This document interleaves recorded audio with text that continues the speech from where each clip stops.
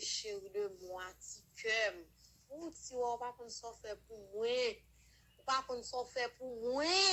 Sans vous et pour quelques filles, pour quelques moun. Tant pour les gens en bas live là, t'es grand pile moun qui t'a dit ça va voir ben moi pas qu'à faire un sérieux, pas qu'à régler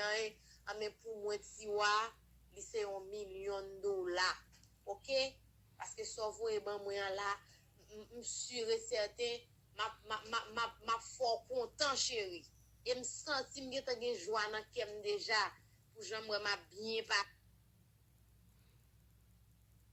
content pas sous ta ouvri kem sous te gen opportunité pour en dans kem men ta pour comment content si wa trust me men moi mort si wa pas jamais pas mon bébé pas jamais pas en live vous pas jamais pas là vous comprenez aigri a toujours maigri ou style toujours été ti wa pas la vie. OK,